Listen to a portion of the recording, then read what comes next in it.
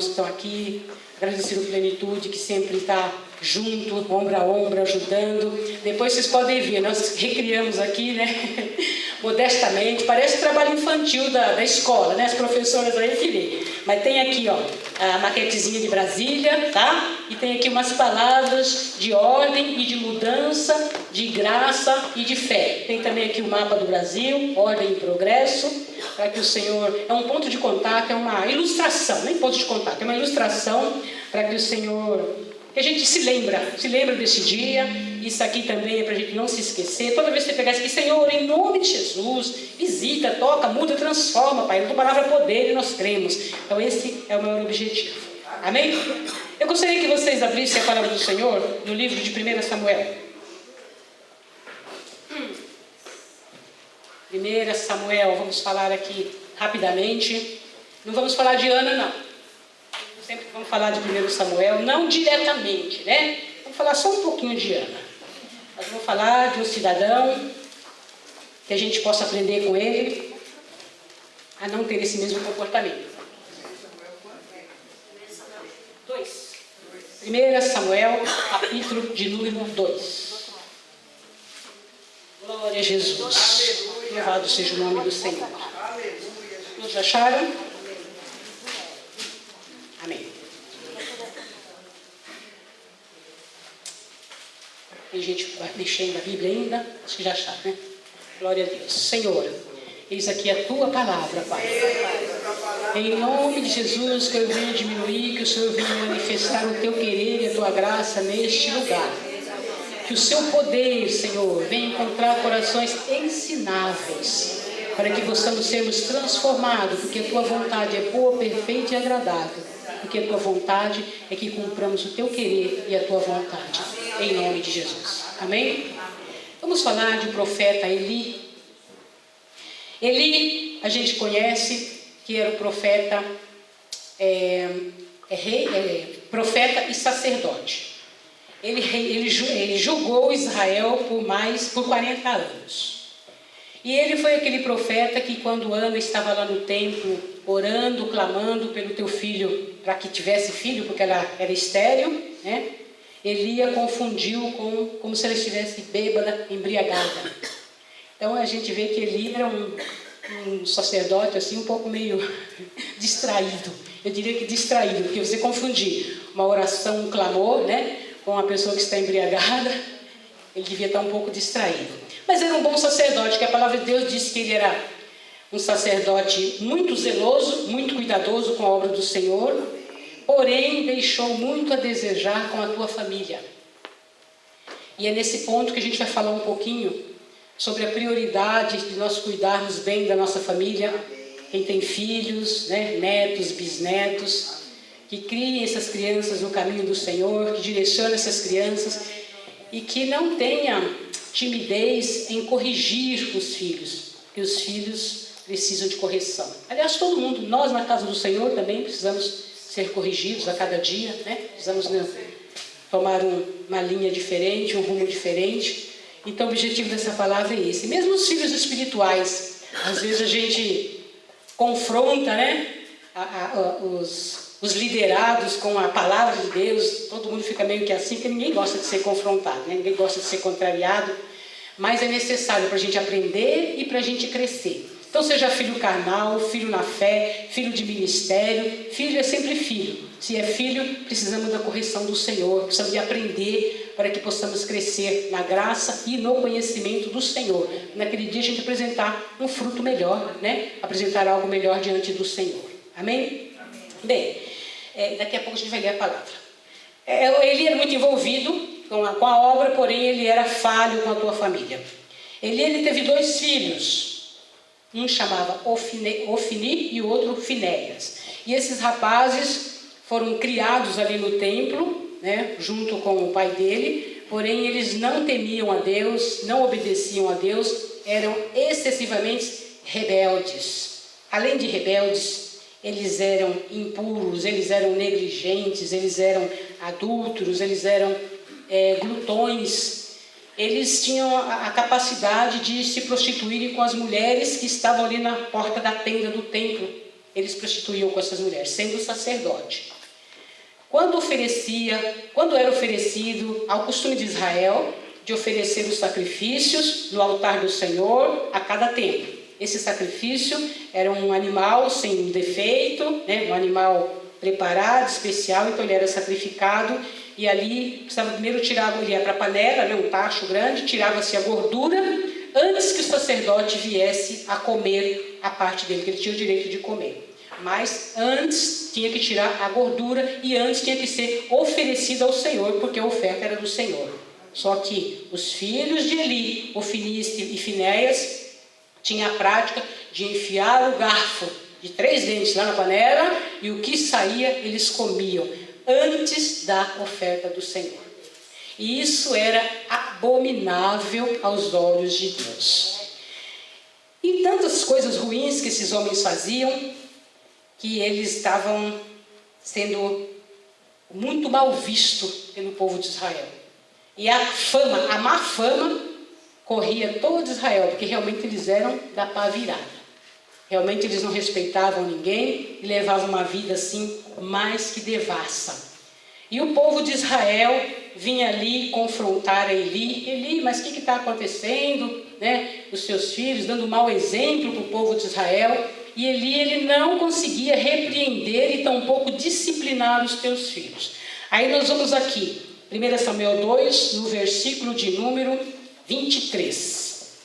Olha aqui a resposta de Eli. Ou seja, era um pai sem autoridade, era um pai sem sabedoria, deixava as coisas correr, como se diz, correr frouxo. Olha a resposta dele. E disse-lhes: por que fazeis tal coisas? Pois de todo este povo ouço constantemente falar de vosso mau procedimento. Não, filhos meus, porque não é boa esta fama que ouço. Estais fazendo transgredir o povo do Senhor. Pecando o homem contra o próximo, Deus lhe será árbitro. Pecando, porém, contra o Senhor, quem intercederá por ele? Entretanto, não ouviram a voz do Senhor, do seu pai, porque o Senhor o queria matar. Enquanto isso, como foi dito lá atrás, o Senhor abençoou Eli abençoou a Ana quando ela estava orando, que Eli a confundiu como embriagada, mas ela não estava embriagada. Mas quando ela partiu, apesar de Eli ser meio distraído, ele abençoou a Ana, e Ana concebeu e teve Samuel. E depois continuou abençoando, ela teve mais 5 filhos. E a promessa de Ana, prometeu ao Senhor que daria Samuel para aprender no templo, e ela deu. E Samuel, apesar desse ambiente ruim que ele vivia, ele não se deixou contaminar. E Samuel crescia em graça, crescia em sabedoria. Aqui no versículo 26 fala: Samuel crescia em estatura e no favor do Senhor e dos homens. Olha para vocês verem, ele tinha tudo para desviar, para descambar. Mas eu creio que na intercessão da mãe dele lá atrás, porque a mãe clamou tanto por um filho, clamou tanto por um varão, e que esse varão ela daria ao Senhor, e esse varão permaneceu, foi guardado, foi liberto, a todo aquele tempo para estar ministrando na casa do Senhor, para ser um profeta, um sacerdote, um juiz, como foi, de primeira linha, de primeira ponta, irrepreensível, que vai dizer a Bíblia lá na frente que nenhuma da palavra de Samuel caiu por terra, tão grande a intimidade que ele tinha para com Deus. Olha só a diferença do Samuel ali, que Deus pedido ao Senhor, que Samuel significa pedir ao Senhor. Ela pediu ao Senhor, o Senhor deu esse filho e ela entregou no altar de Deus. Aí eu fico às vezes pensando, quantas mães nessa hora que se arrependeria dessa promessa, De tanto sacrifício para ter um filho, depois teve um filho e entregar para o Senhor. Pense numa coisa dessa, eu fico sempre pensando nisso. Às vezes muitas até dão uma de esquecida, mas queria tanto, agora que eu tenho, vou dar, será? Acho que Deus não vai ligar, porque às vezes a gente tem esse comportamento, não nesse caso, mas em outros casos pequenininhos, você promete, depois acaba esquecendo, ou então acaba desviando um pouquinho da nossa promessa. Mas Ana foi fiel, Ana foi ali na fé dela, na esperança, na perseverança, e continuou clamando ao Senhor, e Deus veio honrar aquela mulher, e a promessa dela, e a atitude da fidelidade, a sinceridade do coração dela, que cumpriu e que prometeu aquilo para com o Senhor. Amém? Continuando, Era abominável diante de Deus todos esses procedimentos dos filhos de Eli, Hofni e Finéias. Aí, num belo tempo, o Senhor manda, o Senhor já estava abusado com esse comportamento de Eli, porque ele falava e ele não obedecia. Tem uma parte aqui que ele fala que ele amava mais os filhos do que a Deus. O Senhor manda um profeta, e não cita o nome, a levar um recadinho para Eli, um recadinho nada agradável, né? Então vamos ler aqui um pedacinho dessa parte, a profecia aqui. Versículo 28, quando o profeta vai levar o recado para Eli. Eu o escolhi dentre todas as tribos de Israel para ser o meu sacerdote, para subir ao meu altar, para queimar o incenso e para trazer a história sacerdotal perante mim, e dei à casa do teu pai todas as ofertas queimadas dos teus filhos. Porque pisais aos pés os meus sacrifícios e as minhas ofertas de manjares que ordenei, se me fizessem na minha morada?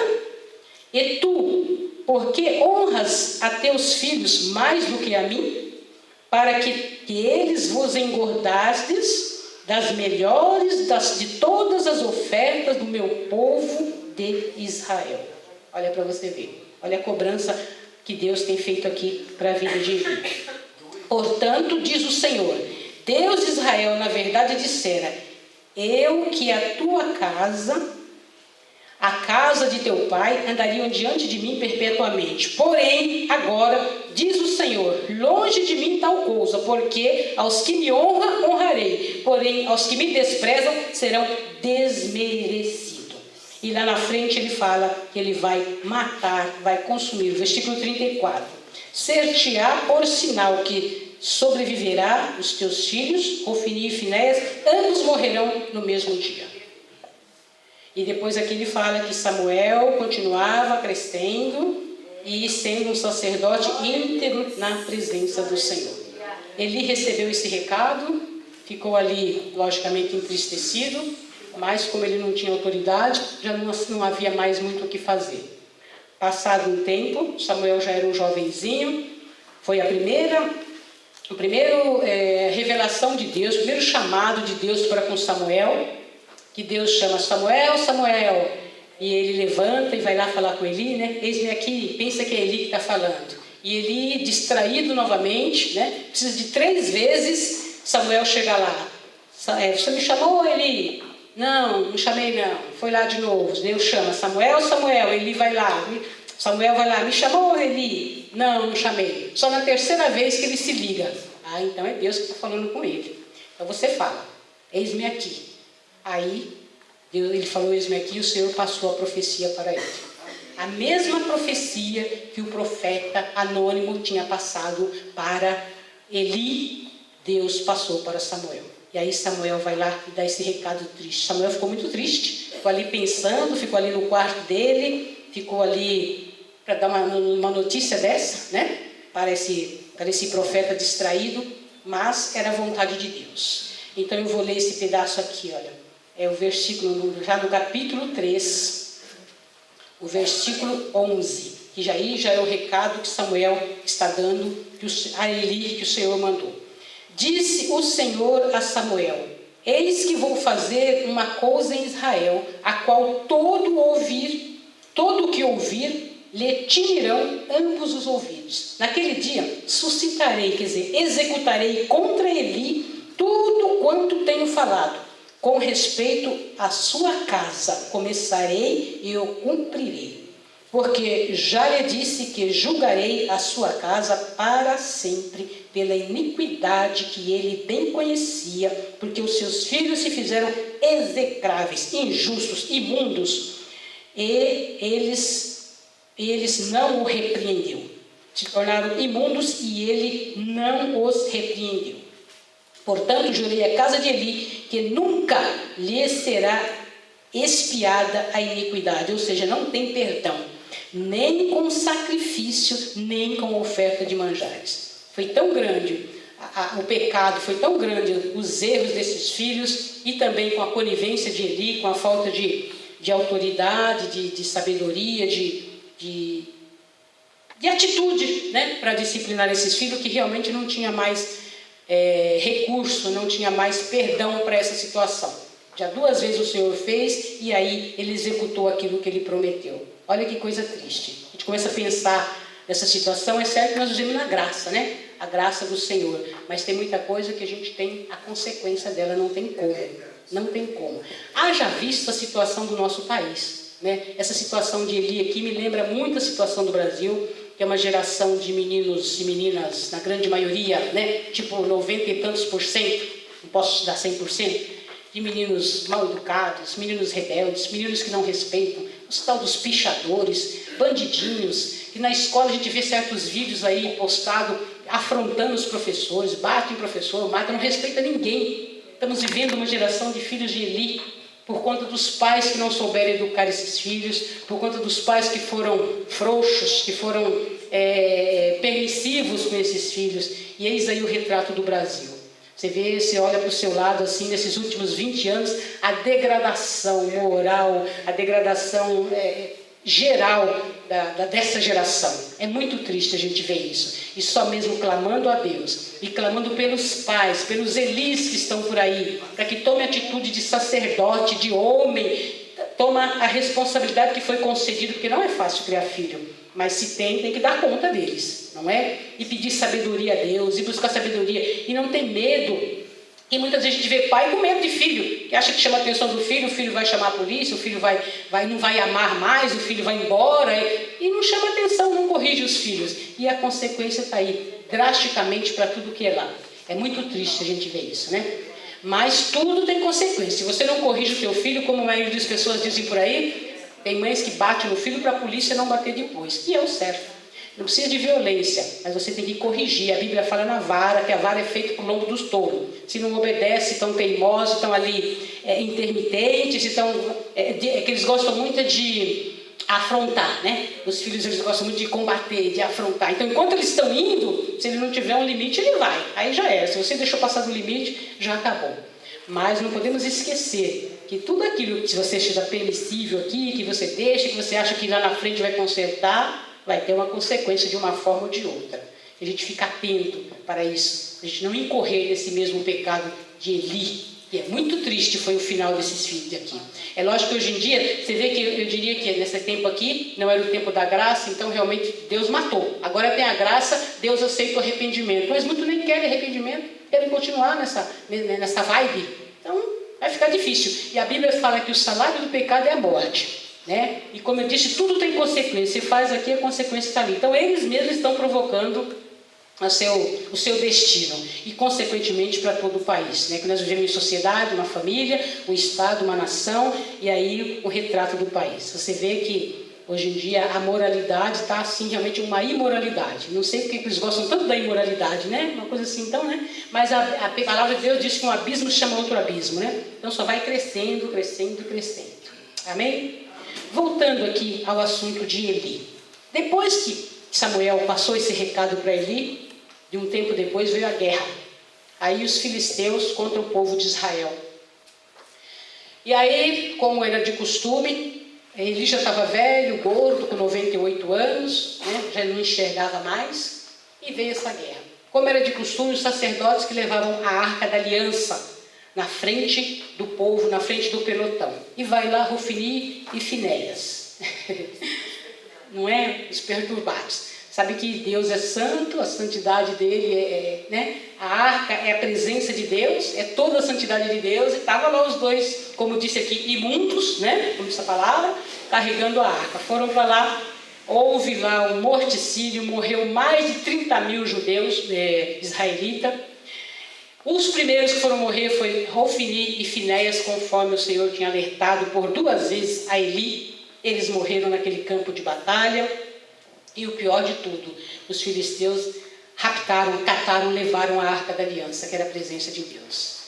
Aí a coisa entornou, né? Pronto, aí veio de lá correndo um servo, um soldado, né? Que estava na guerra, veio correndo avisar a Eli do que tinha acontecido, da tragédia, da pancadaria, da derrota que eles haviam sofrido. Chegando lá, quando ele contou, mais de 30 mil tinham morrido, Hofni e Finéias estavam mortos, e que a Arca da Aliança tinha sido sequestrada, estava lá com os filisteus. Ele estava ali sentado na porta da tenda, ali na porta da entrada. Ele gordo, cego, já idoso, e aí ele sentiu, né, a consequência do que a Bíblia fala que não foi nem tanto pelos filhos, mas por causa da Arca da Aliança, a presença de Deus. Daí ele caiu para trás, quebrou o pescoço e morreu. Aí, olha só, e um abismo chama outro abismo. A nora de Eli, que é mulher de Finéias, o filho mais novo, estava grávida, mais ou menos perto de dar à luz, com tanta notícia ruim, né? Que morreram mais de 30 mil. O marido dela e o cunhado tinham morrido. O sogro morreu daquele jeito. E a arca tinha sido sequestrada, entrou em trabalho de parto e teve esse filho. Ela morreu também nesse parto. E antes de morrer, ela gritou: Icabote! Que quer dizer, foi-se a glória de Deus, foi-se a presença de Deus, que era referindo-se à arca, tanta importância que tinha a arca naquela época, e até hoje, a nossa arca hoje é o Espírito Santo de Deus, é a nossa presença, né? Mas naquela época, a arca era assim, extraordinária, era a presença mesmo de Deus ali no meio deles, de uma forma viva, né? E aí essa mulher também teve esse filho, e deu esse nome, foi-se a glória de Deus. De tanta tragédia, de tantas coisas ruins que aconteceram naquela situação, naquela família. E a palavra aqui fala que nenhum deles não teria mais gente velhas. Aqui atrás um pouquinho fala que o pessoal da família de Eli não envelheceria mais. Ou seja, cessou ali para não ter mais descendentes desse nível, desse naipe, dessa qualidade. Grande foi ali a justiça de Deus para com essas vidas, né? Aí eu fico pensando, Eli também nem para chamar Super Nani, né, para dar uma ajudinha, quando esse menino era pequenininho, né?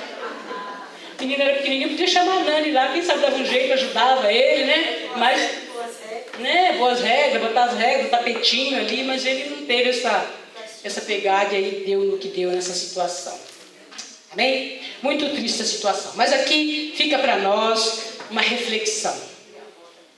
Estamos vivendo aí tempos de Elis, né, no nosso país, os filhos de Elis no nosso país, que a gente possa aprender, né? Mesmo que eu disse aqui, mesmo filhos espirituais, mesmo os filhos na fé, que a gente possa estar sempre ajudando a aprender, a crescer, a se desviar do mau caminho, porque os tempos são maus, quem está de pé, cuide-se para não cair. Então essa é a ideia de a gente estar sempre observando e não deixar as coisas desgringolar, porque está nas nossas mãos, né? A graça, o poder, a autoridade de Deus, a sabedoria, para sermos úteis na obra do Senhor, para sermos verdadeiramente o sal, a luz, o farol, a ponte, para aqueles que estão necessitando nos nossos lares, nas nossas casas, em nome de Jesus.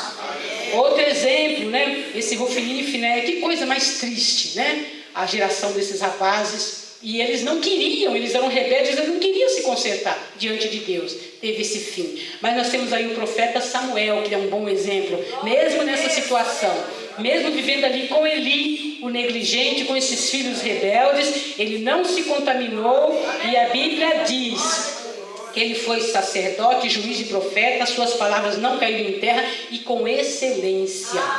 Ou seja, quando você tem o alvo, mesmo no meio de toda situação, você vai prevalecer. Aleluia! Glórias a Deus! Glória a Jesus! Louvado seja o nome do Senhor!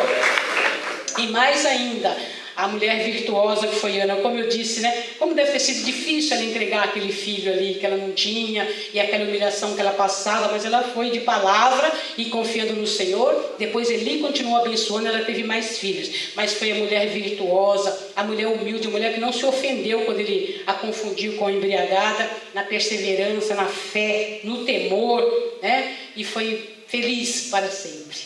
Amém? Graças a Deus, que nós possamos pegar esses bons exemplos e mesmo no meio da contaminação, no meio de tantas coisas ruins, nós possamos estar firmes, olhando para o alvo que é o Senhor que nos chamou. E Ele nos tirou das trevas, nos trouxe para a maravilhosa luz de Jesus, a luz de Cristo, para nós proclamarmos os feitos dele. Amém? Em tempo e em fora de tempo, em nome de Jesus. Amém? Glória a Deus. É esse o recado nessa manhã. Glória a Jesus.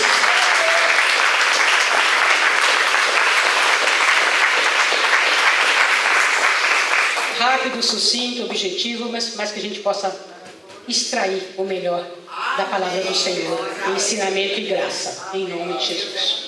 Graças a Deus. Vamos fazer uma oração neste momento. Eu deixei para orar essa parte aqui no final. Vamos agradecer ao Senhor. Nós vamos ter mais um momento aqui daqui a pouquinho na oração. Amém?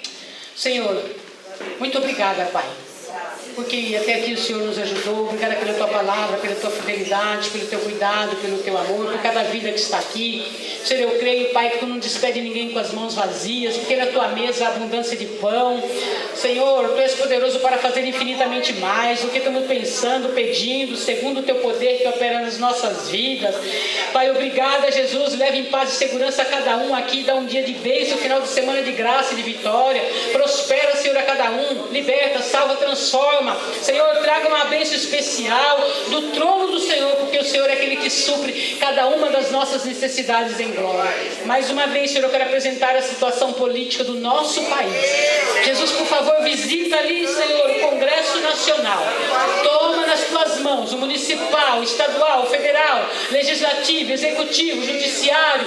Toca ali pelo seu poder. Em nome de Jesus, quebra os grilhões, as cadeias, os laços, embaraços, todo o pacto maldito, Senhor, toda a fortaleza do inferno, todo dado, toda a corrupção, toda a mentira, todo engodo, toda negociata, toda trapaça, põe por terra agora, para o abismo sem direito a retorno, em nome de Jesus Cristo. Intervenha com poder e graça. A tua palavra diz: tu quebra o arco, despedaça a lança e queima o carro do inimigo no fogo. Estabelece a tua glória, porque o Senhor é Deus. Pai de amor, promove arrependimento nesses corações, promove quebrantamento. Tu morreste na cruz do Calvário também por essas vidas, ó Pai. Em nome de Jesus, não permita que se percam, Senhor. Age, Senhor. Alcança, Jesus.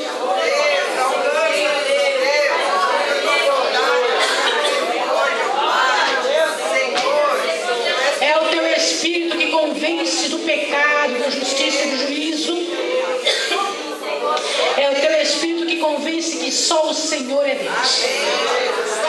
Abençoa, faça a tua obra e o teu querer, em nome de Jesus.